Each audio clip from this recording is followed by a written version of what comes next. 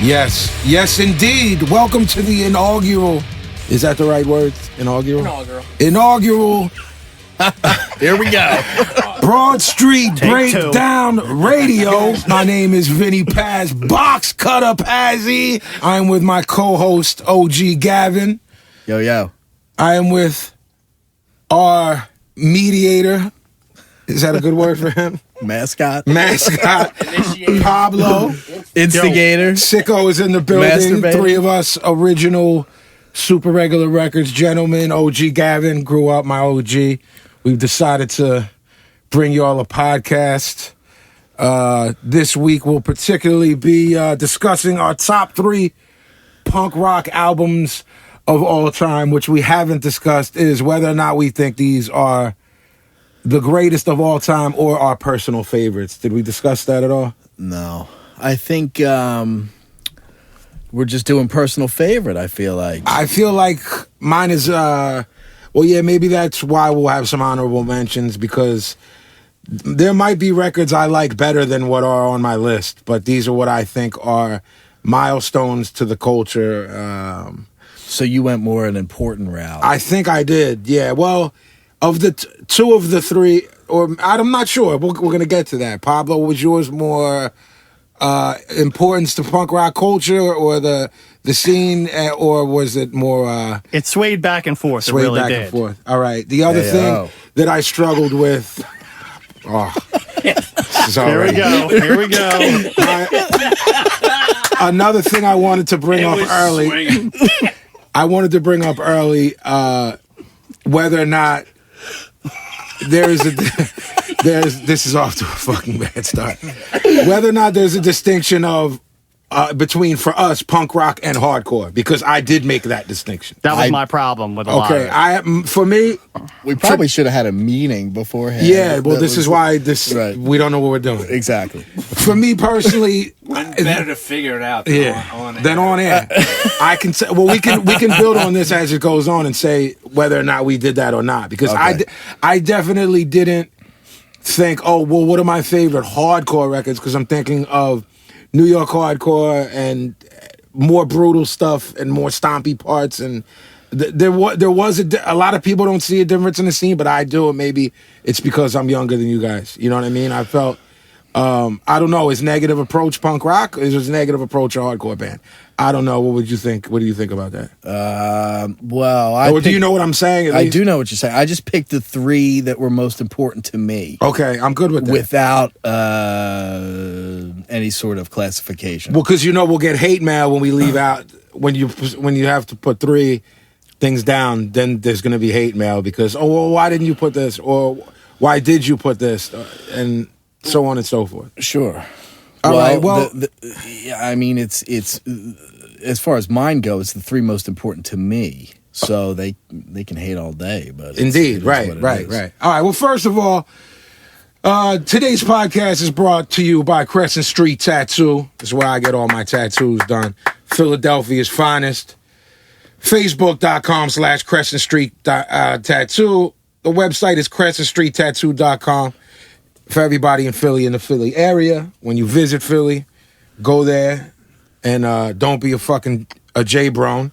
That's the best spot to go. So, with that said, I'm gonna actually let Pablo start this off with his number 3. There we go. Well, it's funny because you touched upon a lot of things on what's punk, what's hardcore. Okay, yeah. Your perspective, sure, and that plays into a lot of it. So, all right. So I kind of got into punk rock right near the end of it. Okay. I'm a kid from Philly, let alone the burbs of Philly. Okay. And I had no money. Okay. So it was all about who actually was buying records that I was hanging out with. That's what I listened to. Sure. That's sort of like me with my brothers, because they're 11 and 12 years older than me. So I was hearing Sabbath when I was 6 and 7. Right. So whatever they got, that's what set it all off. I mean, there's like tons of records that I never heard or just knew the names of, or more importantly, on South Street, you just see heads rocking the shirts. Sure. Some heads didn't even know the bands, but the shirts were so banging. No, right. This is punk rock, so I'm going to wear it. Sure. So, number 3, I know I'm going to piss off the Gavin, but I'm going to say the Pistols album.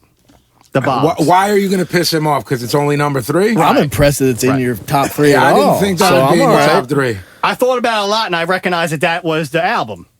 I don't listen to Pistols every day, but when I do, I rock out. But Okay, so you can you- listen to the one album. Just I to wanna clarify, never mind the bullets. Yes, is what sir. you're saying here. Okay. so I'm going to go with that. Because there were various bootlegs and other. Right. That's the Sex Pistols album. Right. Right. Right. That was the one that we got anyway, right? That's the only official album. But I would say there were upwards of 5, 6, 7 things out there that have the. Oh, there's more than that. There's Yeah. tons of bootlegs, and then there was copy bands that they tried to capitalize on the sound, and there are songs that are credited as the Sex Pistols that no one was involved with. There's a song called "Schools or Prisons," and Same thing happened to the Revolution- Monkees. They got 2 Exactly. albums in them. You know what I'm saying? They got 16 albums. It's just fucking ridiculous. I'm no selling it. Yeah, you know so? All right. For now, I'll for now, all right. for now. So there's another one called Revolution in the Classroom, and it was credited as the Sex Pistols, but no one involved in it in the actual Pistols are on that record. Right. But I meant like in terms of it being an American release, the way they put together. Nevermind the a Bullocks number is the of only. quote-unquote singles, and they throw them 10 songs on a record. to Well, the there are American public. different. There are different. The singles came out first, and there are different recordings, and then they re-recorded all the singles. Plus, 2 of the songs were new at the time, and that was the album, And that record's perfect.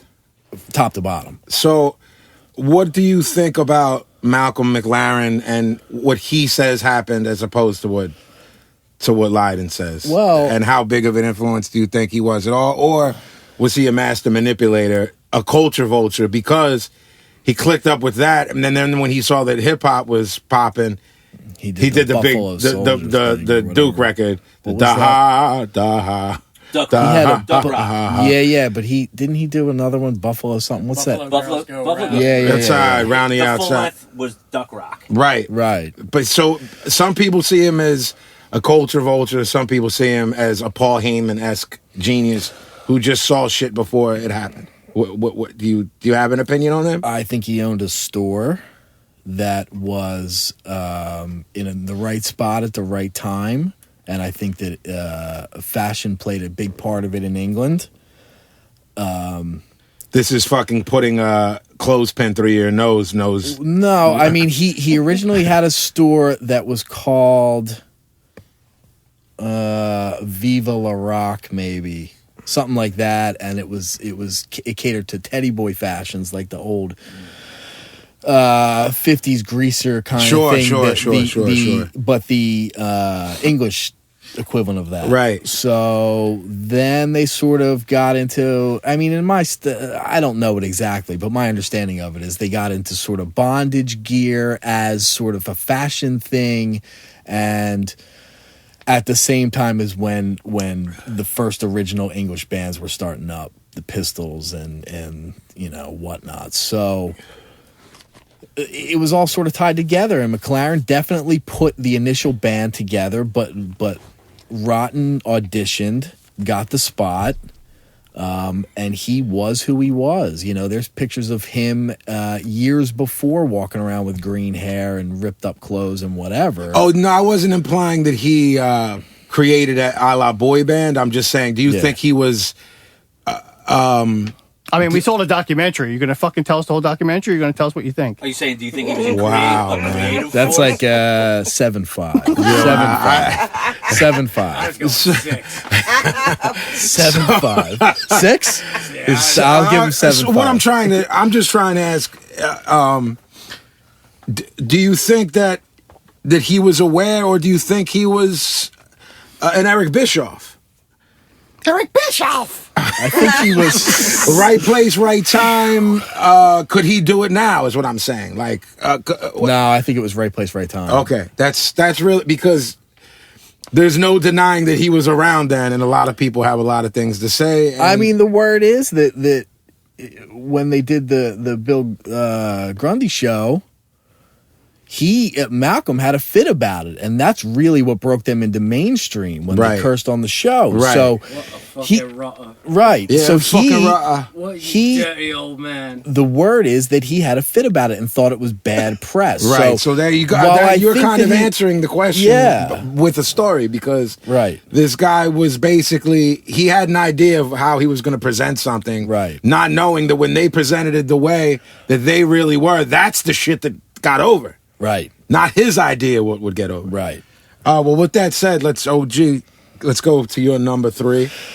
My number 3 is a compilation record, which is a little weird, but it meant a lot to me at the time. It was really, when I think back on it, the first punk rock record I got previous to getting smartened up to it in 86. Okay. So this record, I'm going to say I bought early 96, maybe late, or 86, late 85. Okay. Dead Kennedys, Gimme Convenience or Gimme Death.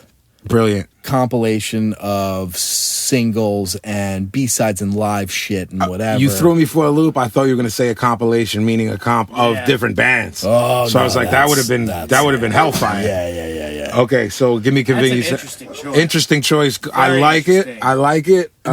Dead Kennedys, after we were talking the other night, I'm hard pressed to think of a band that I like everything they ever did, and Dead Kennedys is one of them. Probably, in my opinion, you think of punk as being sloppy and whatnot in a good way. Yeah. They're probably the tightest punk. I mean, just in every way, those dudes were playing fast and mega tight.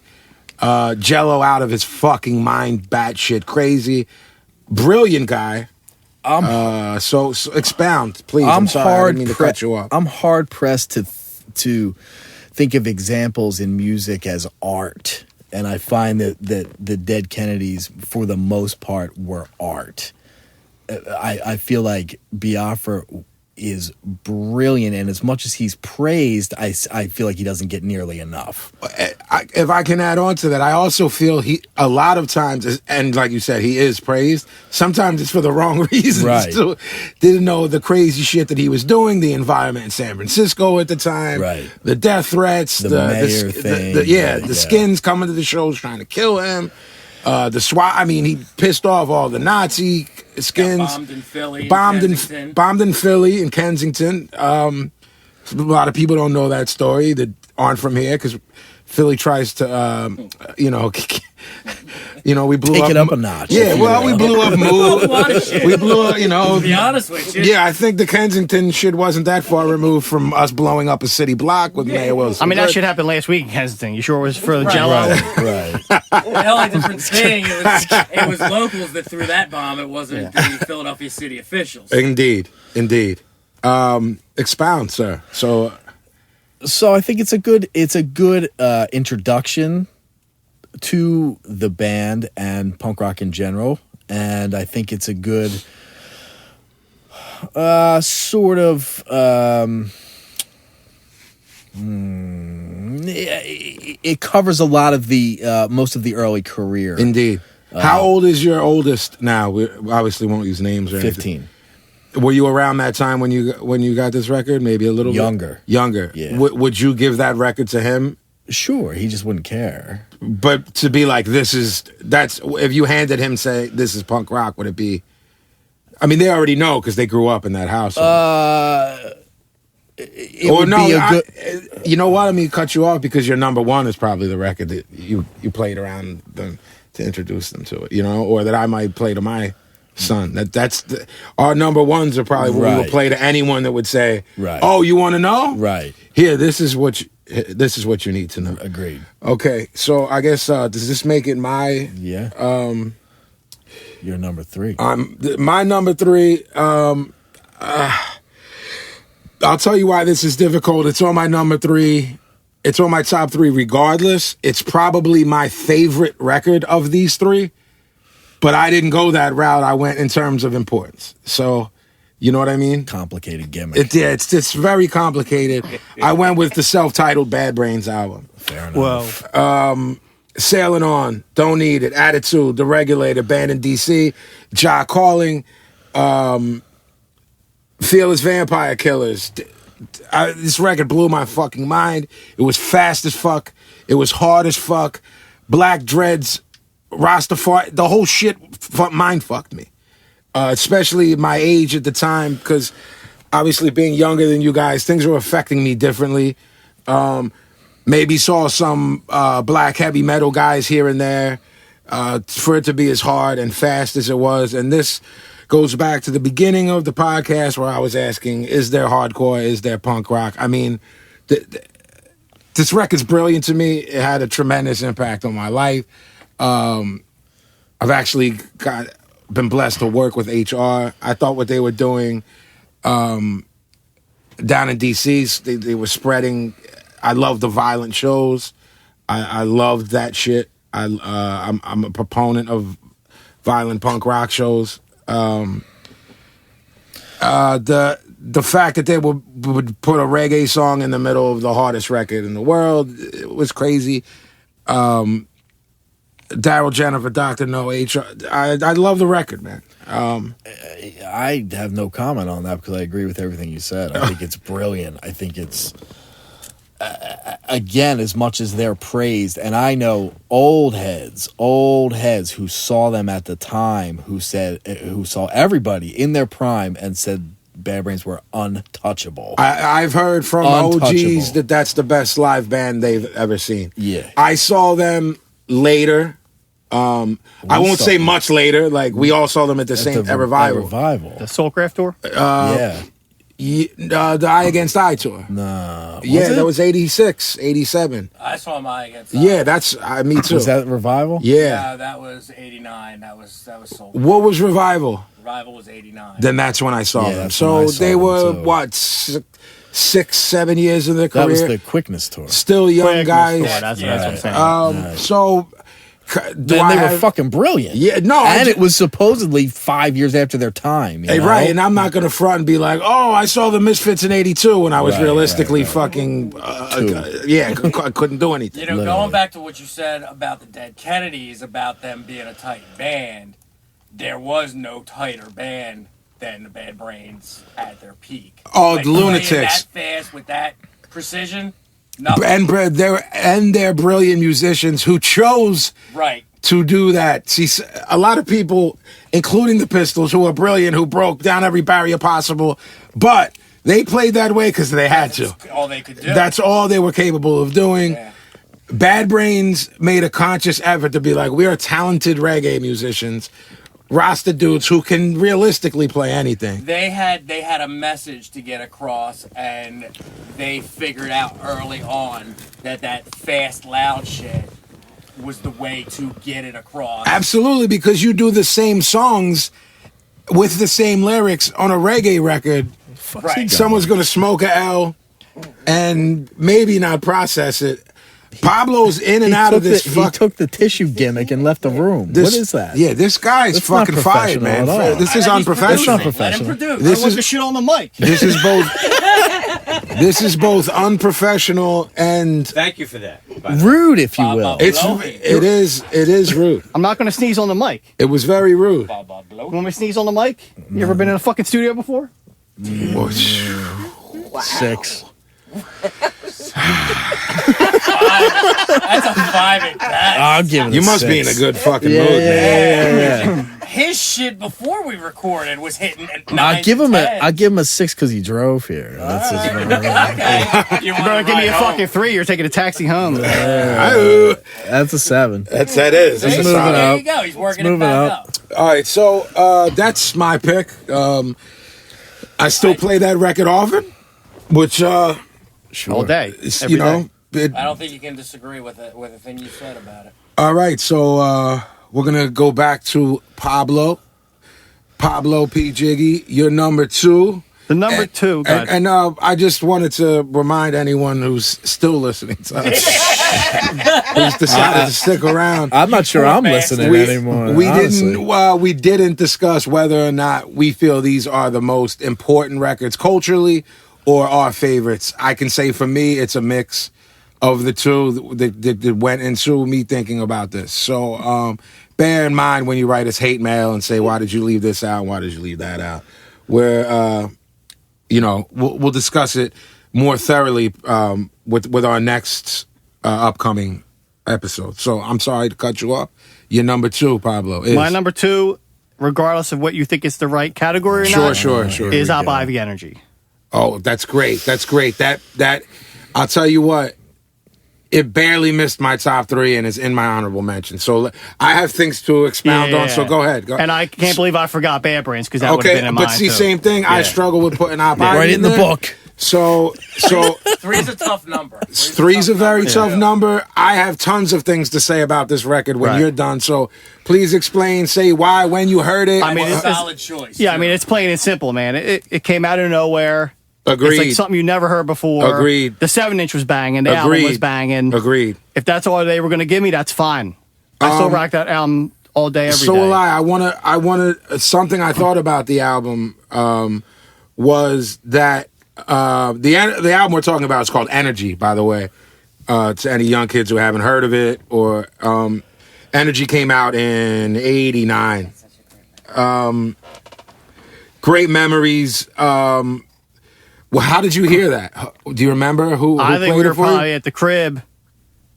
One of them Saturday afternoon parties we used to have. And someone just came through Someone with the tape. came through, bang. Well, you threw the 7-inch in first, right? Because I think did I come out first? That was 88, maybe. Yeah, that came out that first. might have even been 87. I actually have a funny story about that 7-inch. All right. Hearing it was kind of the same deal. And just so I could throw her name out there, Ann Spina at the time. Big up, Ann. Love you, mama. Big up to Ann. Yo. Me and Ann, we rolled like to the death. She took me to shows, all that. We would always go record shopping, and I'll never forget the one night we were in Philadelphia Record Exchange on 5th Street, and you know how they had all the 7-inches up on the wall. Sure. Hated that gimmick. Hated that gimmick. See, to me that was a great gimmick because it just Fuck elevated that everything. No, it looked like- holy shit. You would hear the music. Right. Yeah. No. Fuck that And I'm looking. Fuck that gimmick? All I think day. fuck those people that made. Yeah. Me and Pablo got a whole riff on that. Oh, well, that's another That's episode. episode 9, right there. It might be this episode. You know? But it's kind of like the same story. This that, is going like, so well. A lot of people who would listen to this would have. I'm looking at the wall and I'm looking some of these bands I know, but I'm like, Am, what should I buy? And without hesitation, she points to the Op Ivy 7-inch, and she's like, buy that. I'm like, I have no idea what that is. She's, trust me, buy it. Bought it. I think we went to her house in Westchester, threw it on, and like the first 3 notes, I'm in. I also owned that 7-inch and bought it from. The story is similar, minus Ann driving me down there, but Ann drove me to many a hardcore show. Amen. There's pictures of me as of a young bloke. So Pablo still wanted to talk. I wanted to say, I don't know, people call it ska core or whatever, but they influenced. I mean, the scene was influenced tremendously by that record. Yeah. A lot of people tried to mimic it. And before I get back to you, P, I just wanted to say, I think a huge part of it is this band that made a perfect record from first to last note, only gave us one album. Yeah. Obviously, Tim Armstrong formed Rancid. Jesse didn't do anything for, I think, around 10 years. But a perfect one-album band will always sort of... wow, man, this fucking... Wow, what if? There's lots of what if. So, I'm sorry, man, go ahead.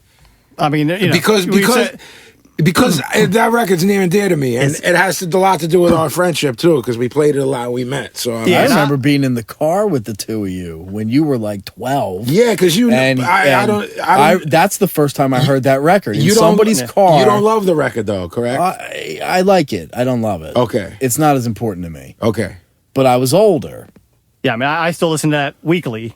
I listen to it very often. I like it more now than I did then, for sure. And those Because dudes, we're so integrated in ska, the roots of ska and Yeah, reggae. and Yeah, reggae, and Skinhead Moonstomp and stuff. It becomes more part of who you are as you see what they were doing. Oh, Yeah, at the I time didn't I didn't realize give that a these shit. guys were influenced by, But I know by Trojan I'm Records, but now I do. Right, and I'm positive the first time I heard it, the three of us were in a car, you were literally 12, 13 years old. Yeah, I might have. Yeah. I mean, that's don't how old think I was. and you weren't driving. I don't know, but we were driving down We were probably in the car Market with Jay Street. We were driving down Market. That's all I remember. Well, That's the first time I heard that record. I think that it's brilliant. I think it's very catchy. I think that with proper promotion, they might have been. I don't want to use the word big as in famous, but maybe more than that. You know, If they had stuck it out. yeah. I mean, What was the label? they were on Lookout Records. It Green pretty Day's much- first label. Okay. It pretty much put Lookout on the map. Screeching Weasel. They had a lot of. It was.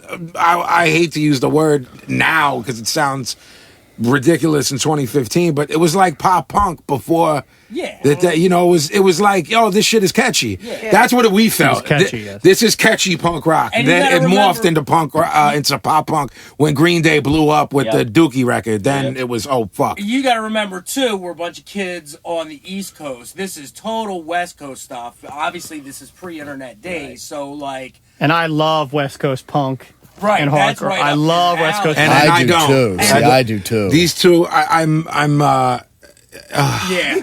But for some I do reason, too. that record crossed over all that crap, and for me, it was the heavy ska, like the.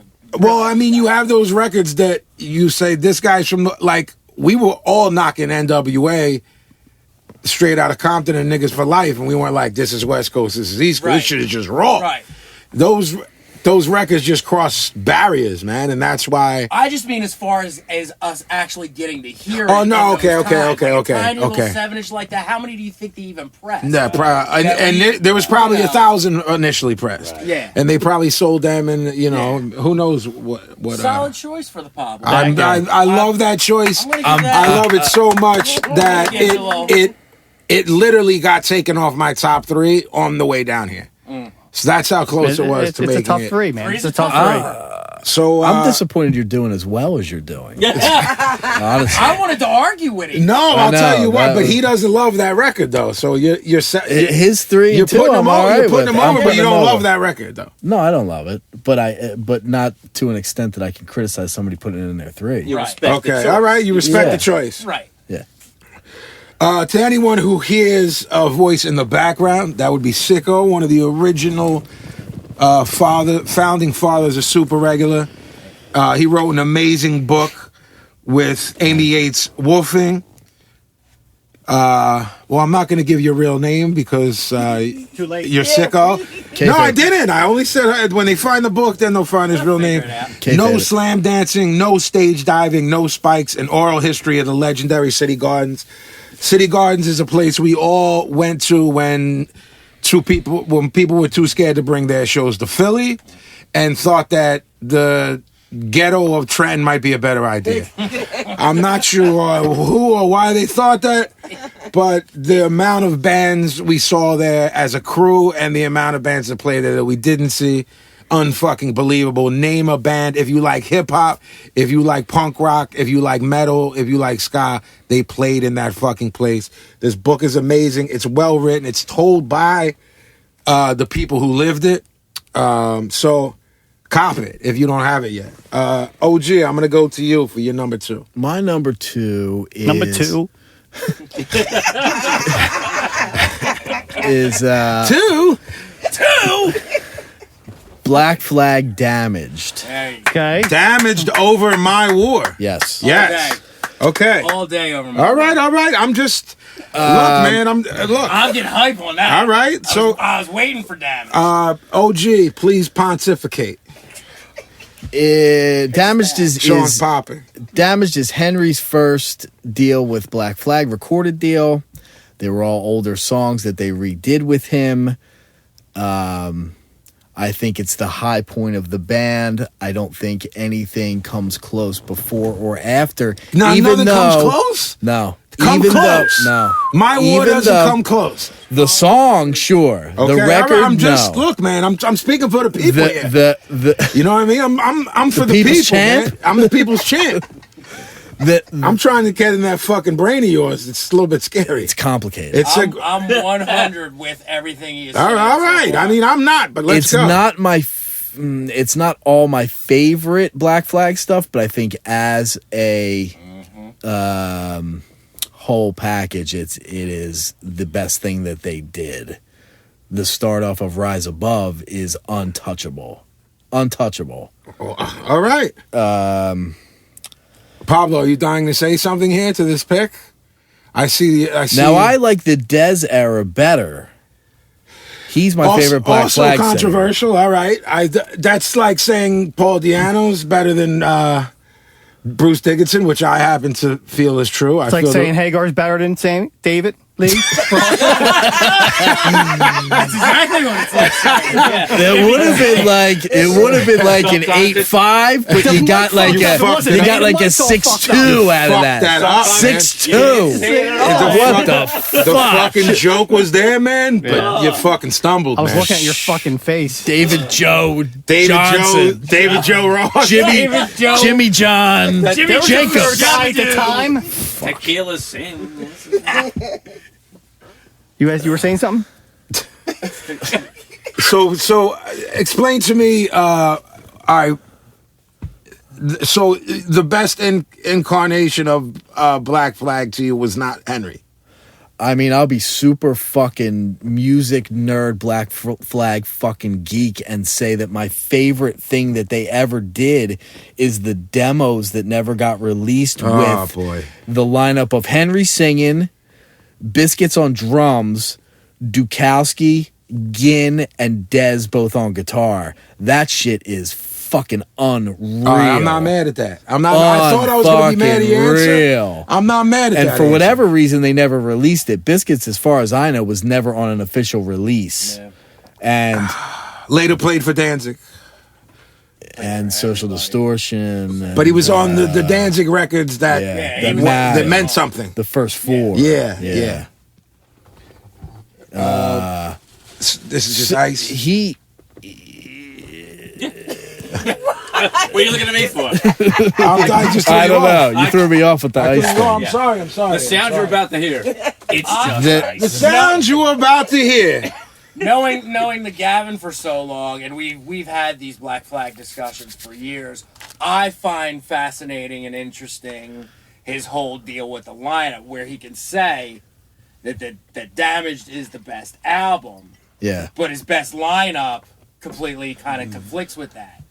Well, that's a heavy, complicated deal. That's what I'm saying. No, it is, because there's bands and hip hop groups that I feel there's hip hop records that I feel, this was the best.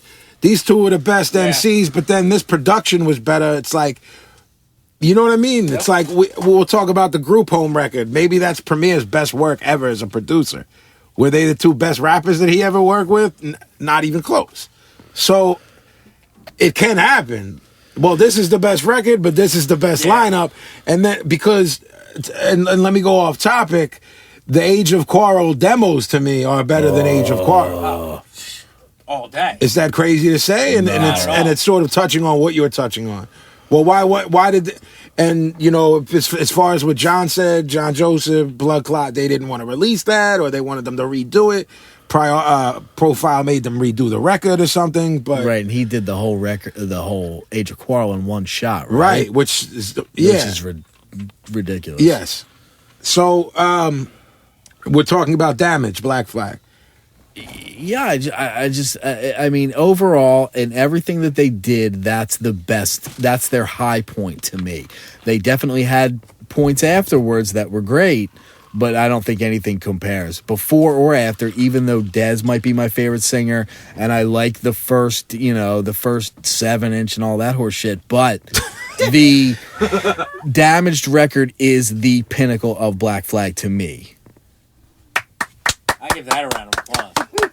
I'm only clapping because Pablo's no selling. Because we don't have sound. It's fine. Yeah, it's fine. It's fine? It's fine. Such a jerk off. Well, he's your four. I feel like you need to chime in, and you're holding back. You're missing out, Family Man. That's where he first did spoken word. I don't care about any of that. Yeah. There was way too much weed being smoked and fucking art being made and whatever the fuck. Wow. I ain't have. You follow the gimmick. I ain't have. How many spoken words did you go to? Plenty. Probably 3 with you. Sorry. The man was speaking the truth. Well, I like So- Damage. Damage is fine. all right. I mean, look, man. I take issue with it, but How? you just explained why I can't.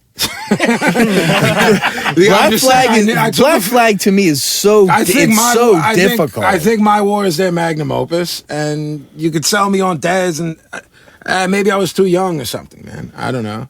I just think that Damaged was Henry out of the fucking box before he got jaded, before he knew any better, young, from DC, fucking skinhead SOA, fucking whatever the fuck, pull his ass to fucking LA and record these songs that we've had written for years. And he had that youthful fucking aggression that Black Flag, they sort of were doing, to me, what was happening at the time. And at that time, young Henry is what they needed. I'm with that. Dez couldn't quite cut it anymore, didn't want to, whatever the fuck. I happen to love the album. I just My War, the song. I think of that. It's and brilliant. It's brilliant, and I I can't even debate that. Brilliant fucking song. The rest of that record is not nearly on the same level. Although I do like side 2 with the 3 fucking 45-minute slow jam, Henry yelling fucking It's a whatever scene, man. bullshit. It's a scene. But it's a scene. It is. All right. is. Well, is it me now? I don't know where we are. Neither do I. Did lost I give track. my? You're 2, right? I don't know. I did 2. Jeff did 2. Did you Yeah, do 2? Jew. It's your turn. My number 2 is Nevermind the Bullocks. The Sex Pistols. Cheeky. What did he say? Cheeky? Cheeky. I don't know. I really don't. I honestly don't know what that means. That word or how he meant it to me. It's British slang. Yeah. Oh, Cheeky. what a fucking strapper. Total strapper. So I'd give it an 8. No, an 8. Get the fuck out of here, man. So I have some. You're fucking high on It's- Starbucks too. It's not one of the Fuck outta greatest here. punk rock records of all time. It's one of the greatest records of all time. Agreed. So let's get that out there. If you don't own it, you're a fucking bozo. That's flat. You don't know music. You don't understand anything about subculture. I mean, if you like pop music or something, then you shouldn't own it. But if you aren't, I have some things here. I have no problem with it being mentioned with Sgt. Pepper's. I have no problem. I agree. No problem. Sgt. Pepper's is a punk 100%. album? Oh, this fucking guy. I mean, I don't know how much longer he's gonna stay. It's a 3. Is he gonna make it? Is he gonna make it to the next I podcast? don't know. Let him work it out. The Let him work fucking it out. his average is like a 4.7. Jan, is he gonna make it to the next podcast? or is Jan's he asleep fired? in the fucking corner. He ain't having any of this. He's like, this is the dumbest idea we've ever Jan's had. not even. Jan's fucking fed up. There'll be some personnel. And I I don't blame think he's him. watching this just to take notes on why there shouldn't be a second episode. Right. Me and Jan are secretly texting each other. This is so fucked. Right, The whole thing is right. fucked. While the whole thing, and I'm trying to work here and keep this whole shit show together. They're trying Get- to figure out how to fire the blow. Get Right. rid of the blow. That should be easy. I guess I can, because I know that it will. I'm not giving away anyone's list. It'll probably be brought up again. I know. So what I will say, I don't think there's been anything before it, and there's definitely not been anything after it. I'm still a huge fan of Leiden. I love the PIL stuff. I saw him recently on Jules Holland's show. He's got to be pushing 60, right, OG? Close. He was still incredible. Brilliant mind. His books are great. But I think the sensationalism of Sid Vicious may have... I'm weird about it. He really didn't contribute. They were really wishy-washy. He couldn't play. He didn't write songs.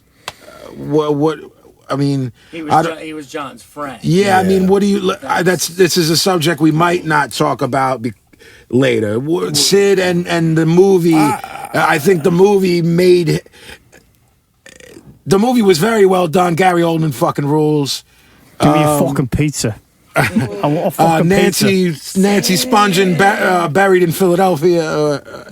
Huntington Valley. Yeah. So with all of this said, do you think the movie and Sid's antics took away from the brilliance of the band and that particular record, or did it add to it? I like the movie, but I like it for what it is. I don't think it's accurate at all. No, I didn't imply that. I think like Gary it as a movement. I think Gary Oldman fucking rules. The chick who played Nancy was brilliant. Yeah. Gary Oldman's brilliant. Scumbag Courtney Love makes a cameo in that film. She does at the restaurant. Yeah. Right? Perfect. Yeah. I don't want to be a punk no more. It's But the thing is, I saw it. I'm no selling that too. The thing is, the thing that I always often keep in mind is that they were very, very young. They were 18, 19 years old. Rotten at the time felt like he was being ousted out of the band. They got rid of Matlock. And what do you do when you're 18, 19 years old? What do you do when you're fucking 45 years old? You bring in one of the boys. Of course. Sid was one of the boys. And I have seen footage. I think him not playing well is over exaggerated. okay. Yeah. I've seen footage of him previous to getting really fucked up on dope. Yeah. I've seen footage of him where he's pulling it off. I thought so too. Yep. And I think that, it becomes part of the folklore of it. He was the Ringo. And it was like... Yeah, Ringo and John needed to bring his boy in, because he felt outnumbered, and he was school friends with Sid or whatever the fuck they were, and he said, you know what, I'm bringing somebody in here, so I got somebody in my fucking camp here because it's Malcolm and Cook and Jones against me now. Indeed. Really toxic. And it was, Well, this is how I feel about the film, and us all agreeing that it wasn't very accurate, but still a good watch. brilliant. Here's how I look at that movie and the exploitation of Sid and the T-shirts and all of this to a guy who didn't really contribute to the greatest album that they did. Is this. I remember people complaining about, and y'all remember this too, Vanilla Ice and MC Hammer. Okay, we had late 80s, early 90s. Look, if some kid picked that up and that led them to go to the mall the next week and buy an EPMD album or an NWA album because that was their intro into... It doesn't make what they did any better. Right. It's still a shitty record. But I'll bet you a lot of kids who were mega young at that time bought Hammer, who was multi-platinum, and Vanilla Ice, that was multi-platinum, and said, I need more of this. And then what they get? Oaktown 357? See, man. That's like a solid 7. I don't even know what that means. Yeah. Because You ain't down, man. you ain't down. Not after like 89, I ain't down. That was around 89, maybe. Well, you didn't tape that one for me. Because it was like bad girl rap. I don't have that. So Send that what to I'm me on saying the is, gimmick. whatever, to me, it's the bottom line. If a kid watched that film and that led him to go buy Nevermind the Bullocks, I'm okay with it not being historically accurate. I'm okay. I'm kind of a bottom line. You know what I mean? Like when we were all pissed off at that, you remember the mid to late 90s, like awful pop punk shit. Like, well, if that led some kid going in to dig back to Sure, you have to have a starting point. dope records. I mean, some people think Dookie is the first Green Day album ever made. I think most people would think that. Like, That I've heard dude- people say that. That dude you used to hang out with thought that, I feel like. Who was around for like a minute, whatever his fucking name was. Don't matter. There was a dude you used to know that was really into them. No, I know knew. who he's talking about, and we're not going to say the name. You're Am I wrong. right? Oh, am I wrong? No, Okay. he was a mark before anyone all right, was. bet. Right. He was a Green Day mark when we weren't having them. Okay. No, doubt. I'm gonna stick up for him. I know what he's talking about. Yeah. That was So- around the time that the Offspring was hot. Worst They're the band worst. ever. That The I want to worst. fight all of the people in that band. If I know this, I know that we're not. I am not, nor will I ever be Howard Stern. If this makes its way to someone who knows someone in the Offspring, I want to slap. I want to beat shit down your leg because you're a mockery. That band, you fuck with culture, man. I think that gets around. I'll give that. All right, so what were? I'm trying to think of that song they had, and I can't think of it. I was going to reference it. So he just did it. Yeah, Come yeah. out and play or something. That's it. And Yeah. the TSOL ripoff joint. Oh, God. TSOL is a nut. Look up Grisham on YouTube talking about that. It's fucking brilliant. I want to That do was a a whole band. fucking TSOL podcast of me just arguing with Gavin. shit. Yo. Nice. What? pro or Pro, pro. anti. He's anti, Yeah, man. How can you be anti? It's a whole thing, man. Because the surprised. It's a whole thing. whole gimmick of them going into like one day they were just a glam metal band.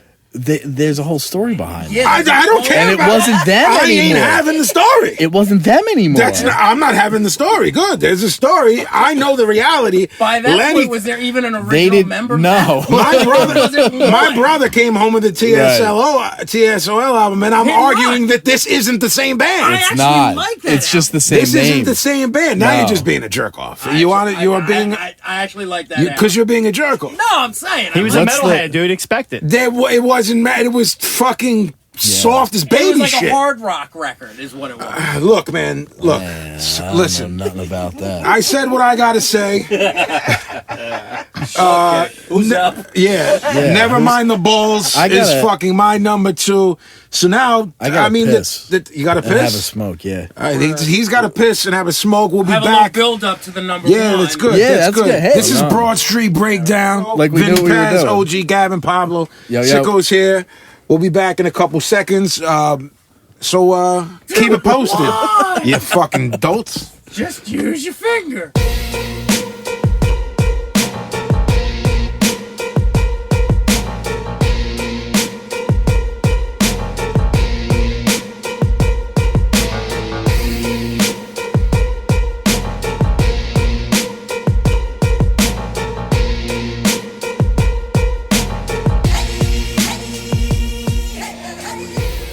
Bro. We're back live. This the Broad Street Breakdown. OG had to take a piss. Everyone did a cigarette break. I don't smoke. I don't indulge in anything. I'm just a well-behaved young man. But we're back now. It's true. The second half of the show brought to you by Crescent Street Tattoo, And Great Philadelphia, PA. Facebook.com/Crescent Street Tattoo. CrescentStreetTattoo.com. JMTHipHop.com. So we're up. We did our number 3 and 2. Top 3 greatest punk rock records ever. What we've been discussing is whether or not they are personal favorites or whether or not they are culturally most important. But an unknown producer of our show brought up, why don't y'all talk about the difference between punk and hardcore, and is there a difference? I think the OGs, and when I mean OGs, more older than everybody in this room, will probably say no. To me, there's a clear divide. So can we talk about that for a second? What's your opinion? Do you feel there's a divide between hardcore and punk rock? Obviously, hardcore came. The name hardcore came from hardcore punk, but in my head forever it will be 2 different genres. I don't listen to I don't listen to certain bands and think of them as punk rock. I specifically hear hardcore in my head. When I hear the Bright Side record, I think hardcore. When I hear, I know you're not a fan, but when I hear Gorilla Biscuits, I think hardcore. So, is there a difference between punk and hardcore? Subgenres have plagued music for years now. So, what are your thoughts? I think it evolved. It evolved into something different. I don't think it started out any different. Just like things evolved from the Pistols or the Ramones into, whatever came after that. But I think that you're right in a way that hardcore is now its own sort of separate entity. I mean, in 2015, it definitely is. But I'm saying when we were coming up, would you like a record and not differentiate when you were in your teens? Would Yeah, you just say, it was always important to me to have a punk aspect to it. right, of course. And I know some Always. people, especially whether it's Roger, Roger Murray, and those dudes feel that way. That he will he will say punk rock, and you know what I'm saying. Yeah. And this reverts back to Victim in Pain. Is one of the greatest records ever to me, but to me, being a little bit younger, I consider it a hardcore record. But if it's definitely considered a punk rock record, then I have to re-switch my top 3. Do you know what I'm saying? I would call it a hardcore record all day. I think it's a hardcore record too, but Okay. to me, it's the same thing. I don't differentiate until later, until the metal aspect came in, until the Which you hate. I hate it. Right. Hate it.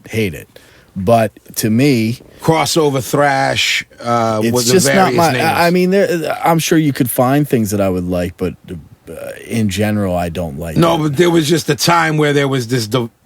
It spawned, where what is DRI? What is the, Sure. you know what I mean? Like, well, when Pablo, your thoughts on this? Did you in your head was there a divide between punk rock and hardcore? Well, again, in the beginning, if you would have had 2 or 3 albums that were like that, then it would have been punk rock. But because it evolved and more groups came out and people affiliated with, I'm with them. So then Revelation Records, kind of, you almost thought everything on that label was hardcore. Okay. The dress became the same, the uniform per se. See, that's huge. So, And then that becomes, bang, all of a sudden you don't even know it and you have a subgenre. And then, I mean, once you're standing, a punk rocker standing next to a hardcore straight edge kid is a totally, you could tell they're different that's animals. kind of where I'm coming from. And Like, bang, you for have me, it. the kid with the purple mohawk is next to a kid who is wearing a Syracuse crew neck sweatshirt, camos, Champion sweatshirt. maybe a champion sweatshirt, maybe a polo shirt, and the first Air Maxes, and a really close cut, nerdy haircut. Right. And I look at the early Youth of Today records, and I don't, you know what I mean? But I used to talk to Gavin, you want to talk about Youth of Today a little bit? It's just not for me. But it existed. It happened. It was there. Oh, it happened. But you don't, as someone who has never been involved in drugs or alcohol, but you never marked out for the straight edge movement. Can't even think. Just Judge. And Project X, you like the Project X 7 I like inch? the one song. Yeah, everyone does like that one Yeah. song. And I you were don't a Judge fan, and you explained to me one time when we were just shooting the shit that you don't felt like it sounded prototypical straight edge music, and that's why you liked it because Mike Judge is a goon. Yeah, and Judge to me was more street stuff. It sounded more like an Oi thing to me than they're covering Blitz and. Well, I think also that they were dudes who just happened to not do drugs, which becomes the difference. They were goons who didn't do drugs instead of kids who didn't do drugs who made hardcore. Yeah, because then it started the youth crew thing. You hate. You always told me. I don't understand it. It's just not for me. I don't identify with it. I don't identify with the positive sort of thing. It's just not my thing. The posse core instead. That's not what punk rock was to me. Right, and that's why I said earlier, which people might have got mad at when I said I love the violence of the early shit, and people might say, "Oh, what are you talking about, man?" I'm not saying I'm pro-violence. I'm just pro-1982, punching people in the face. Then it's different now. I don't want it now. I don't. But there was shit bubbling culturally, politically that made all these happen. Like you said, Sicko, when you were like, "Yeah, well, they were saying things that they had to say over fast, hard music because it wouldn't have worked." I'm not the first to put this theory out, but it's the one that I agree with the most. Like, all right, for sake of argument, we'll define a punk rock band as, say, the Pistols or the Clash. We can all agree. Sure. 2 punk bands. Definitely. And I can't remember who the quote is from, but basically, before you even get into subgenres and factions of this, hardcore was just the extension of, and they likened it to hardcore porn. It's punk rock done even more extreme than punk rock. Faster, louder, harder, with harder lyrics. And that, to me, that's really the only distinction I make. Now as the era goes on from late 70s, about a 10-year span, to late 80s, you can see more of a delineation of what is now hardcore, like by Agnostic Front's second album. Sure. You know what I'm saying? No, it's easier great to points. make that division. Great points. But if you throw in, like now, say you throw in bands like Blitz, like these Oi bands, what do you call that? No, I don't know. I think You know what I'm there's- saying? Like, I think there's 2 bands that are responsible for bridging the gap between the punk rock thing and what became, the hardcore punk rock thing, and that's the Germs and Sham 69. I feel like the Germs were a band that sort of was a middle band between what was punk rock and what became hardcore. And I feel like Sham 69 did the same thing in England. They were like the the bridge band between the Pistols and, you know, the Foreskins and Cockney Rejects and whatever. I feel like those two bands are super important because of that reason. I feel like, well, I agree with you, but I feel like by the time hardcore started getting an identity where people were calling themselves hardcore kids, say mid to late 90s, I'll just say mid for the sake of this, 85, 86 good records started coming out. There were clearly more. Victim in Pain's 84, which is brilliant, but I'm just saying, let me just, for argument's sake, say 85, 86. Honestly, I think a lot of kids were listening to hip-hop and punk, and that's what formed stompy parts. Especially out of New York. And well, see, the thing, here's the problem that everyone that's listening from around the world to this podcast won't get. We're from where we're from. Yeah. Philly and 90 miles from New York. So I can't, someone might be like, you have no idea what you're talking about. I'm like, no, I'm just speaking for me. Yeah. I listen to Sick of It All. Them dudes look like they might have hustled on the corner. Lou and P were rocking Adidas, and they look and had KRS do the intro to their album. You know what I mean? Look at it this way. Like, if you take an American punk band, again, for sake of argument, let's say the Ramones, and compare it to Black Flag. Yeah. You could call both bands punk. You could call the Ramones hardcore, considering the time and the context. But there's a world of difference between those two bands. And I think that's why we opened this up for discussion. It's all time and place, you know? Everything is time and place. Yeah. The Ramones sounds like New York at the time. Right. Black Flag sounds like suburban, whatever, California at the time. You know, it's all time and place. Right. But when I listen to Sick of It All, like, I'm like, yo, these motherfuckers was listening to Boogie Down Productions. Well, that was New York. I mean, New York was very street culture based. But Warzone and Rabies, these dudes, and John Joseph, and yo, them dudes ran the streets, man. Goons, official shit. Low East Side, punching people in the face, robbing motherfuckers. But that's what I listen to. So if there's a kid listening telling me, no, I was listening to... Yeah, all this is all personal. Personal point of view. Nothing I've said today is factual. It's just my point of view on it, or your point of view. Well, I think what we say is factual, but that's another time. That's a whole other show. That's a whole other show. Anyone who's not us is wrong. But that's another gimmick. That's like the fifth show after they... I mean, look at metal. I mean, you know... I'd rather not. No selling metal. See, I'd rather not. Fans of this show, Gavin will no sell metal. He's a grump about it. This will have to be discussed at some point. He started out as a metal dude. Once he flipped over his switch when he was a kid. 1986. 1986. He never looked back. He's a crank. So know that. But we will talk and discuss metal. But like with metal, you know, there's unfortunately Judas Priest metal. And then there's Slayer metal. Like, it's kind of along the same lines as punk and hardcore. It's time and place. I never would have guessed in a million years that Gavin didn't listen to metal. No, it's nothing. Rain and Blood's the only thing he listens to. Not even Old Sabbath? Come on. But now we're getting into a whole other thing. Now you're getting tricky. Yeah. I got pictures of him Assawash jeans. $10. Stop. Wow. $10 for Friz or $10 for our listeners? $50. Nothing. He's consulting the book. What's the blue book? I don't know what to say. Ladies and gentlemen, Gavin rookie card. Yeah. This discussion is brought to you by Crescent Street Tattoo, jmthiphop.com. So I guess it's time to, I don't know, let's talk turkey, OG. Let's talk turkey. We're doing number one? Yeah, but we're going to let we're going to let Pablo give us, Pablo, what is your number one? I'm frightened of this. I'm scared. This is going to go. What is your number one? He's been all right so far, bro. Top number one punk rock record of all time. And as we discussed earlier, is it your personal favorite?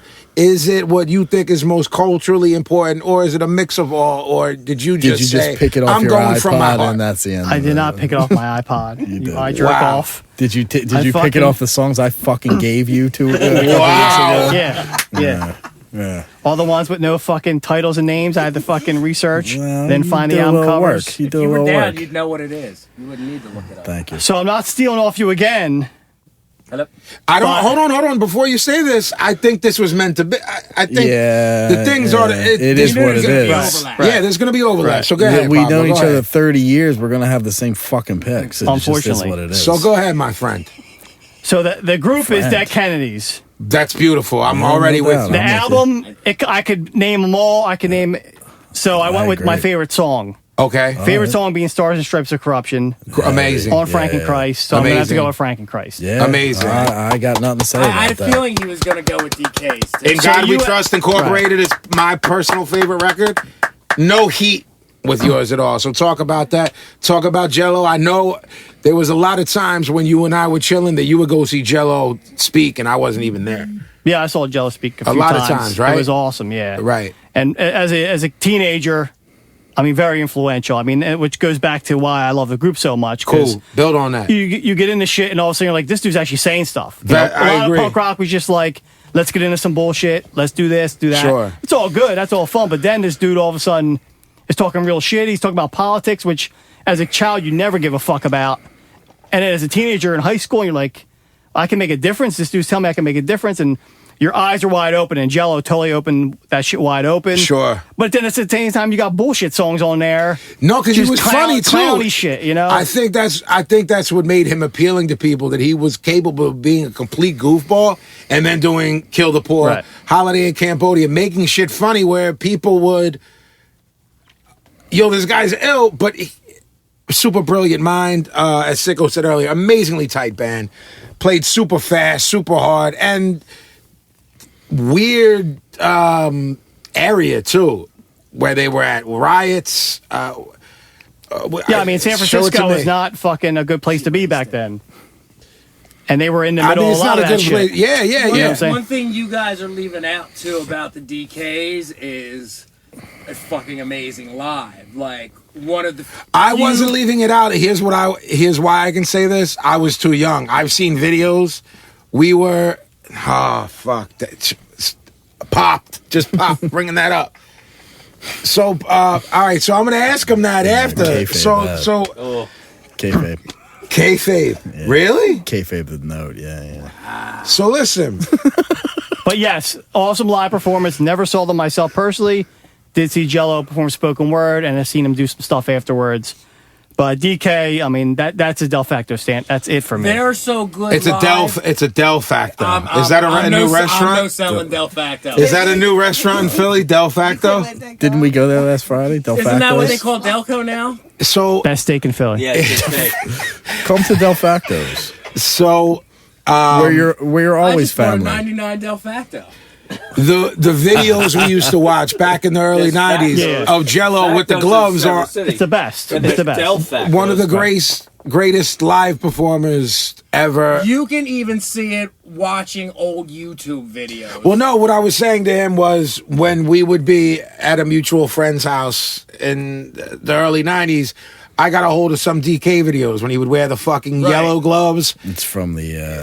batshit crazy. I think that's the closing of the Mabuhay Gardens. Yeah. The energy, like you had brought up, the tightness of the band, Ayo, just an amazing band. It's a great pick.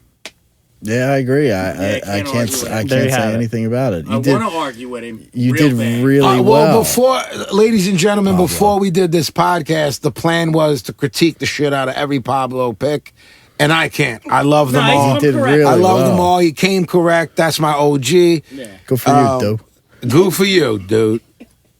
So let's move on. OG, this is an important thing.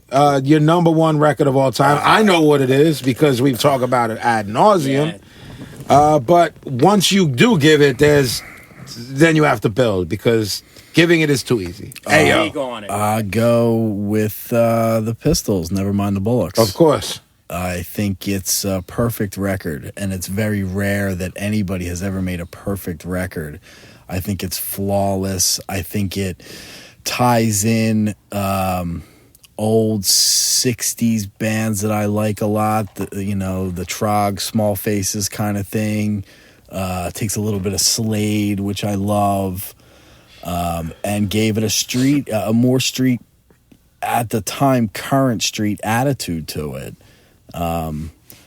Do you remember the first time that you heard it? Who gave it to you? I don't. For whatever reason, I don't. I was trying to think of that today, and I don't. I have, for whatever reason, I have a memory about the fucking Operation Ivy record in the car, but I don't remember that. No, because I knew this was going to be a number one, not because you told me, but only because of our 30-year friendship. Yeah. And I remember specifically when I heard this record, and my older brother, who has always only been a metalhead, his friend gave me a ride home one night and was like, "Oh, the shit your brother plays you is cool, but check this," and put it in, and my fucking head exploded. I didn't understand it. I was too young. Yeah. It was before I met you. I was literally young, like 9. Mm-hmm. Just got a ride home. Blew me the fuck away, though. You remember the Op Ivy because we were probably in the car chasing away from the Satan house. No, we were on Market Street. No, he says we were downtown. We probably punched someone in the face, and then we're trying to escape the situation. Who knows what it was? We'll tell you after. That's another episode. Ladies and gentlemen, cousin Friz is in the building. Handsome Friz. Handsome Friz. Handsome Friz. Master of the Kavorka. So, you don't remember specifically when you heard it. I don't. How often do you go back to the record? Or is it just... Well, at this point, most things I listen to are on the iPod, and I'll say that it's one of the only things that I don't fast forward, regardless of mood. Right. And that's every track on the album. Yeah, agreed. Well, when you said perfect album, that's kind of another part of my list. I said, what do I listen to 1 to 10, or whatever many songs it is, beginning to end, and how many of those records exist? Forget punk rock. In the whole, in future episodes, we'll talk about that. What 3 hip hop albums you listen to all the way through? Well, we'll talk about them. But how many things are just, when you would make here's how I gauge music. Remember, you'd make a mixtape of all your favorite shit. Sure. The perfect album sounds like a mixtape. Right. This is the best shit ever, and that's how that album is. Yep.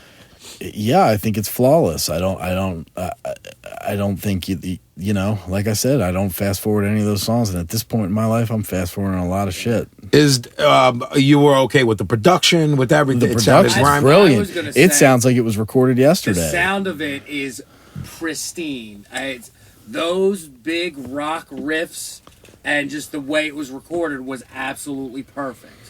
Yeah. I felt like there was a lot of records, and again, the OG and I talked about this before, that how big a role production plays. Because songwriting is very difficult. But if you put the wrong guys in the wrong studio with the wrong idea and aesthetic, the whole remember we were talking about hardcore bands that we were like, these guys are dope, but they went into the studio with a metal producer. I was going to say, that's how you got crossover. Yeah, crossover thrash. And I'm like, but if Don Fury did this, it would be a classic. Remember I said the other night, just let Don Fury do your shit. And as weird as that is, however many years later that you're looking for the minimalism production, it was important for the Pistols record to sound like a huge record. Yep. Because at the time, it needed to sound like that. If it sounded like shit, it wouldn't have mattered. Yep. It needed to sound big because they were expected to sound like shit. Exactly. They were expected to fall flat on their face. Yep. And when it didn't, no one knew what to fucking do. Right. This dude's a fucking goon. He's flipping me off. They were on a fucking boat. Yeah. When they did was that the release party, I think? Or no? It was the Jubilee. Silver Jubilee. Yeah, now you're stuck with... I don't want to be stuck with him, and I love him. I don't want to be out of his fucking Gordon. They're stuck on the... And I mean, if you get into the band thing, I mean, what other band in the history of music has ever been attacked on the street for a song they sang? Right. Or just being punked. For just being them. Getting razored in the streets of London. Right. That's pretty, it's hard to top that. That's hardcore. Right. Regardless of where you couldn't walk down the street because of some song you sang. Yeah. And or that's because of some gimmick you're doing, Our no-name producer brought up, what's the difference between hardcore and punk, and is it an attitude or is it is it a concept? It's called her Mrs. X. I would love to. She's good. She's good. I would love to. So is this me now? I think Yes. you're up. You're Yeah, looking on your left. phone, man. You're doing a phone gimmick. you need to I feel that you're rude. I got the You didn't do I your got the number kids. one. I gotta did. make sure that- Whoa. He just did his number one. Yeah. Oh, I got to My make bad. sure it's not kid biz, you know? We gonna need a smoke break? Another smoke break? No. He's Are you trying going to to start being funny at some point? do we need a drum Or roll? no? No, because my number one is no more important than anyone else's number one. That's what we got to get here. But my number one record ever, punk rock wise, Ramones' self-titled record. Yeah, I agree with that. I mean, I don't. It's not my number one, but that's it. I almost said, as far as flawless records, that's one as well. I want to give that. I have a lot of reasons now. First off, I believe that it is the record that created punk rock music. Now, if you say MC5 and go back into all that, I'm okay with that. To me, the first band or the first album that people didn't know what the fuck to do with it or how to promote it, and that fucking album cover is still being ripped off today. Right. So, with that said, before I even get into why the product, I just want to name the fucking A side of this record, okay? I'm not gonna go into the first song is Blitzkrieg Bop. Second song, Beat on the Brat, Judy is a Punk, I Want to Be Your Boyfriend, Chainsaw, Now I Want to Sniff Some Glue, I Don't Want to Go Down to the Basement. That's just the A side of that is a fucking mixtape in any other fucking situation. Agreed. I agree. I got nothing to say with that. Now, the production, the later work with Phil Spector, where he pulled a gun on on Joey. I love all that shit. Joey, they were retards from Queens that didn't know what they were doing. In retrospect, is it really that punky? I don't know. It's kind of just like a surf rock record, I guess. Well, maybe. that's the thing. Like they're all old heads who grew up on like doo-wop and. That's what I mean. 60s, They're and that's all they're really playing. the They're just Ramones doing were it Jews fast. and Italians who didn't know how to play the shit that they liked well. They were like, I like Frankie Avalon. I like this, but They're basically playing bubblegum music real fast. absolutely. But to me, again, I know there's debate, and I'm not. When you write us hate mail at our Twitter and Facebook and all of that, it's fine. To me, that's the first record that set the whole shit off.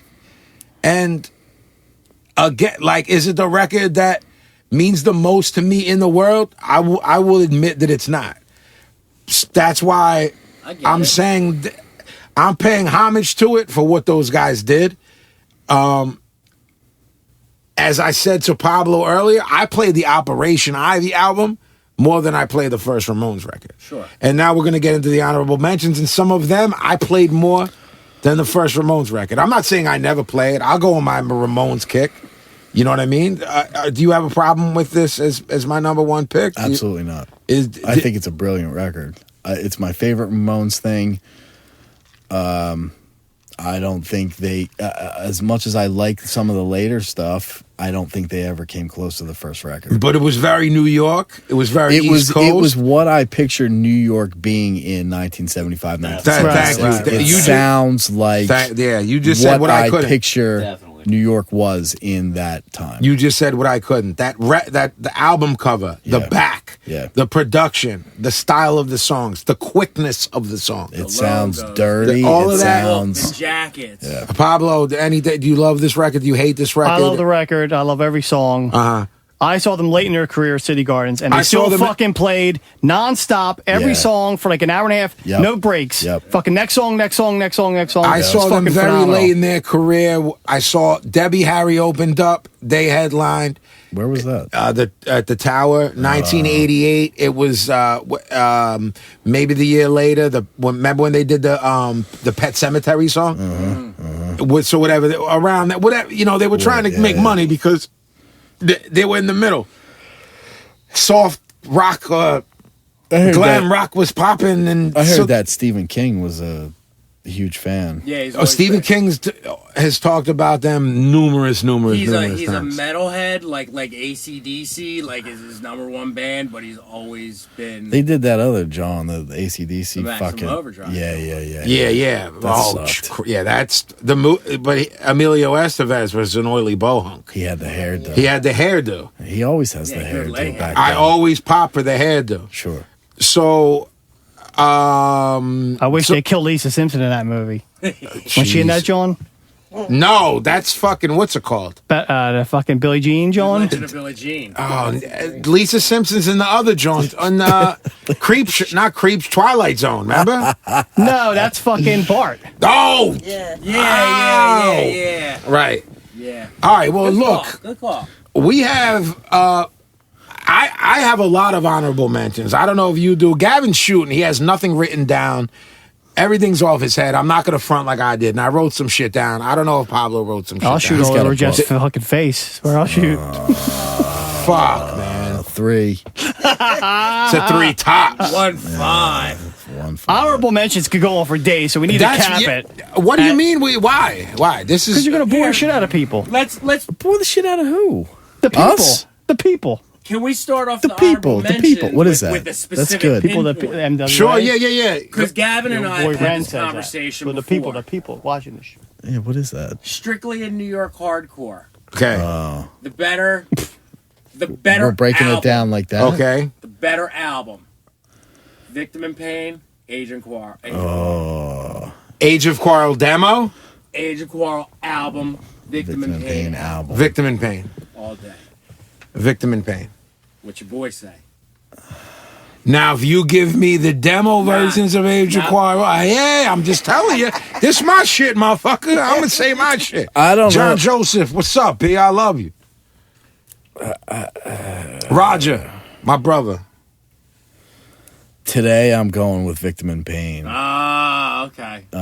Tomorrow might be different. Yeah, because But before there love you that. go. See, that's how That- good they are, though. If we're even debating, I know what I love mean? that fucking Age of Quarrel record. I do fucking too. love it. And But Victim to- in Pain, to I me, fucking love. Victim in Pain, December 4th. they're Though, playing and by the it. way, I'll tell you lyrically, that, they're yeah. both rap records.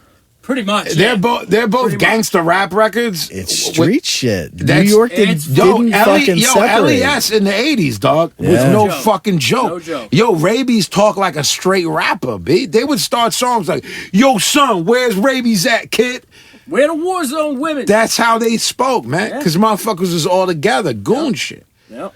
All right, so like you said, you want to continue on with we're talking about honorable mentions. Honorable mentions. One of us has to throw Sheer Terror in there. I'll say Sheer Terror every fucking All note they ever fucking- played. Everything. Okay, now Everything. this goes back to our unnamed producer talking about what is hardcore, what is punk rock, because Sheer Terror might make my top 3 in hardcore albums. When I Sheer go, Terror to me is an entity in and of itself. there's only a few bands like that ever, where they're like, yo, they're not. Honestly, I'm gonna keep it 100, whether you like them today or before. Sick of It All is its own entity to me. Sure. They don't sound Totally. like typical. I'm sorry. If you're on the New York hardcore compilations, you're hardcore. With Nausea was on the New York. So is Hardcore Norman Bates Showerheads, hardcore. I like some Nausea stuff. I saw Nausea, and there was 9 people there at Revival, and I didn't know what was going on, but I just went because it was a matinee. Did I go with you that? No, it was Dolo, but Nausea's dope. That one record, the Yeah, official that's record, the black and white gimmick, that record's dope. Yeah. All right, so but what I'm saying is, should Sheer Terror, well, like y'all said, be Well, saved for I our hardcore edition? Because Paulie Paulie is will a say fucking he's straight punk rock dude. all day. He ain't He'd even say using that, the word yep. hardcore. Yep. But what he produced, to me, the appeal, even before the sound and the sheer heaviness of it, is every fucking word Paulie writes is fucking brilliant. Paulie's brain is punk rock. I don't know that his band is. He is the king of writing lonely man's music.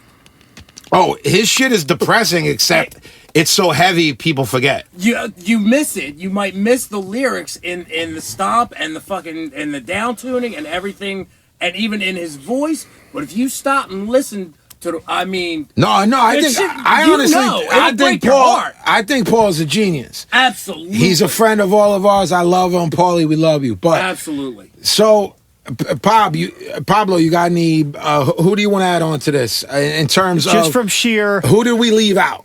So just on sheer Circle jerk. first album I was ever given to. This is what punk rock is, Pablo. Okay. Exploited live on stage. Okay, no problem with Exploited. Don't know about that album. Let's Start a War, said Maggie one day. I'm good with the Exploited. You I'm good? half and half on the Exploited. As a band or for this list? Or both? Both, actually. As Gavin? a band, I like 5 songs. This is a personal. So this is straight up. No, personal for this me. is why we do what we're doing. It's not a criticism. I understand Because the why later you it gets do. and the crankier he gets, the more entertaining this is going to get. I'll no sell that. How dare you? I have no problem with it, but they just never. I mean, me and Sicko just saw them like whenever that was. Yeah, but Waddy's like And- 409. You No, can't. not because of that. They were actually better than I thought they were going to be. I'm just not, and he was very nice, to Sicko with his book and all that, and they never really appealed to me other than maybe 5 songs for whatever reason.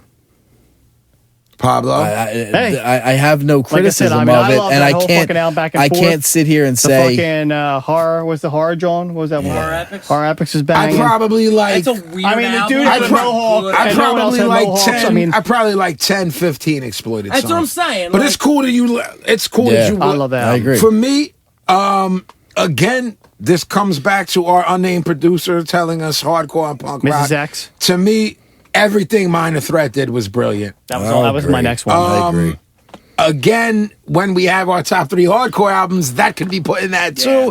I don't know what Ian thinks. I know Ian thinks himself as a punk rocker. I know he's a super left-wing liberal guy. So I don't know. if I had done a 3, if I had done a list, I'd have had to put the first the 2 7-inches put on a 12-inch. Agreed. I would have. But to what put I'm that saying on. to you, Sicko, is if you told me they were punk rock, I'm with you. And if you told me they were hardcore, I'm with you. So Yeah, that it blurs. It blurs the line. the line was blurred. I was thinking I was in a different zone. You know what I'm saying? Mm-hmm. So to me, everything Minor Threat did was brilliant. I'm still a fan. I'm a Fugazi fan. I'm a fan of Egg Hunt. I'm a fan of everything that guy does. So is Jeff. So is OG. You love Fugazi. Well, He likes the evens. You like the evens? I like Minor Threat quite a bit. I don't give a fuck about Egg Hunt. I never did. I do like that one song he did with that Ministry dude. Al Jurgensen, that shit was great. I like that one song. Tell us how you love I Fugazi, how will they're your favorite refuse, band. John. Yeah. Pale No, Head? but I want him I to talk like, about how much he loves Fugazi. Fugazi didn't. I feel like we saw their second show or some shit. Whatever. Well, we were The Drexel. Yeah. thing. What, does that would mean you got matched against the stage, P? No, that was the third. That Well, was the indoor John. that was the, The Anderson outside Hall, one was- McAllister Hall, whatever. Yeah, that Drexel- was That's later. online now. That's when you and I almost got killed, right? Yeah, Yeah. but there was a Drexel one before that in in the parking garage. lot. Rivesti Right, got, right, Got right. thrown out. Yeah. Right. got thrown down the steps. Well, we're getting a bit off base. Did you give yours? Go ahead. Who's left out? Oh, honorable mentions. I think we covered everything. The Germs, that comp that has everything that they ever did on it with the circle gimmick. I like that. Yeah, I mean, But- everything I left off mine, you guys covered. Yeah, right. Like, It's a little to me, weird. Victim in Pain, but we'll talk Right. about that later. I would have Black. to throw the first Circle Jerks record in. I hate the Circle Jerks. Love I will the Circle continue to Jerks. hate the Circle Jerks. I don't get it. Someone's got to explain it to me. Whoever says something to me online that's slick, I'll punch you in the face. But what I'm saying is, I don't get that line of punk. I don't get anyone from out there, man. I don't. I never clicked with that. I don't know. It's soft. It's soft to me. The Adolescence record I like a lot. That's a good one. This is just off the top of my head. I'm gonna say- record. I'm going to say obviously. someone that the four Gavin's going to know so, and who to me made 3, maybe 4, definitely 3 brilliant records. Bad Religion. Not for me. Nah. One. I love Suffer. I love it a Suffer, lot. Generator. They made good records. They wore out for me. They don't hold up, those records. I don't think. Right now. So if we put it on, you're not gonna like the record. It doesn't hold up for me. It all Okay, sounds that's too fair. samey. That's fair. Anything Descendants are all I'm into 100%. I'm good with that too. Yeah, you love that shit. Love them fucking Yeah, shit. yeah. There's something we need to cover because this is a show unto itself. Please. But it's got to be mentioned because they're very important in the historical sense. The Misfits. Well, to me, I'm the biggest Misfits mark in the room. Gavin sells them. You guys, I don't know how you feel. To me, I mark out hard for them. to me, the Misfits, literally that box set, I love every song. My brother, who's an OG metalhead, loves that band when I put him up on him. The only thing he complained about was production, and I explained to him that the terrible production is why they're so good. Yeah. Again, back with the production. Yeah. Gavin, I like if I'm being hard pressed, I like a lot of their stuff. It's hard for me to get over what Danzig became. Right, exactly. if I can interject, though, having a lot of people that we love become something that we hate. I feel like he's in a whole different league. A whole different level. I mean, but so, of all right, let's asshole. say he comes to Philly and we beat the dog shit down his leg. Does that change those records in 79? No, not at all. That's They all I'm don't- at. Like, They just, for whatever reason, they don't quite appeal to me the way they did maybe 20 years ago. I don't think they hold up as much. See, to, I like, do, but I do, 43-year-old but I do. dudes. But I'll tell do. you this, I love that live record, that Evil live record. That shit's fucking all right. I mean, You they can were. get out of the hospital in time. I like that shit. That's got some. I I mean, don't- they were well, I official like, pistol in that day, man. They were doing some other shit. Like they were good, man. I like Cough Cool.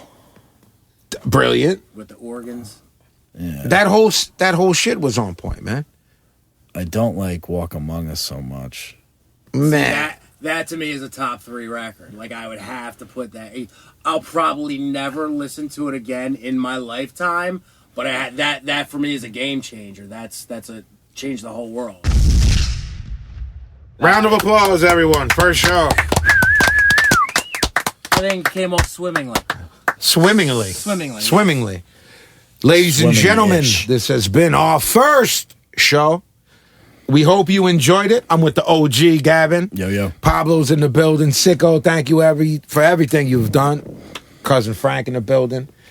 Handsome Friz. I think the next is our next gimmick top 3 gangster rap records. Yeah, I think so. They have to I be think gangster that- rap or they're rap. What the fuck is he talking about, man? Oh my Isn't there a difference? That's what I'm asking. Gangster rap, man, like hard body goon shit. No top rap records. No Jay Dilla record. We get out of here, man. He's a. I don't even know. I didn't know it was gangster. I mean, I I changed it didn't on my know. whole How list many now. Got times did we say it before? Now I changed my whole list. 47. He's got He's writing it on the list. Ladies and gentlemen. Gangster or gangsta? Oh my God. I don't Broad Street Breakdown has been like brought to to you cue by that. Crescent Street Tattoo. Yeah. CrescentStreetTattoo.com. JMTHipTop.com. hip top. Hip Top. Fuck off, Scott the engineer.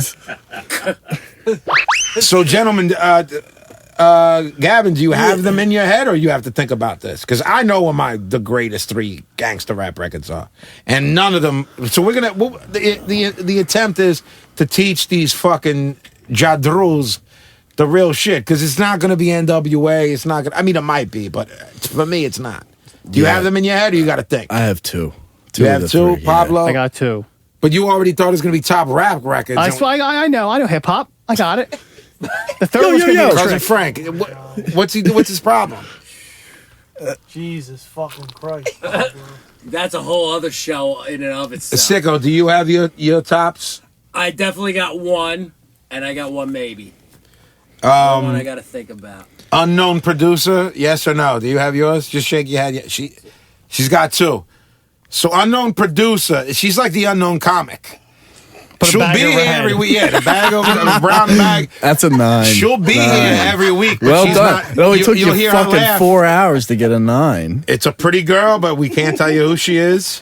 She'll do the beekeeper John. Yeah, the beekeeper Channel gimmick. 9 When we show. take pictures, she'll put on the gimmick.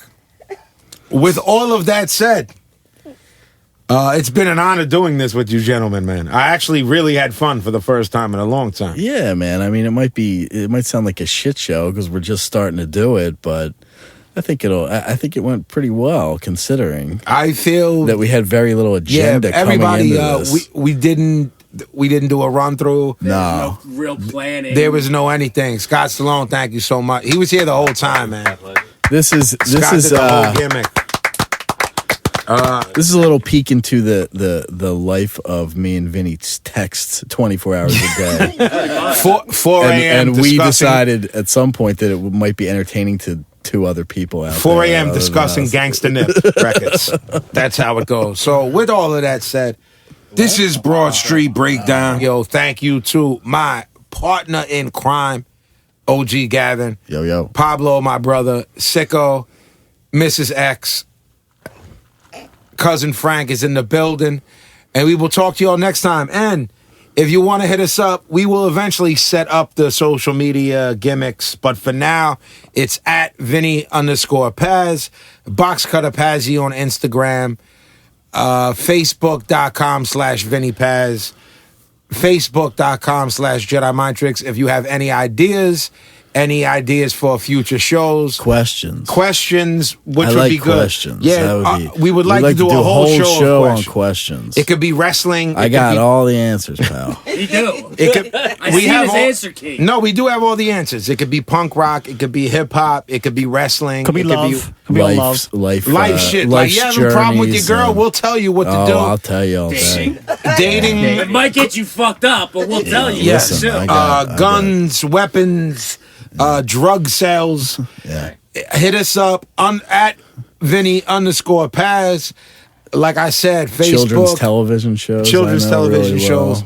Get at us. We appreciate you. Reality prison shows. Wow. Fucking behind hell, man. bars gimmick. Yeah. Behind bars that I told you about, right? Dog training. Dog training. Thank you for listening to Broad Street Breakdown. We love you all. Thank you so much. Round of applause for everybody. Thank you. We'll see y'all next week. All right.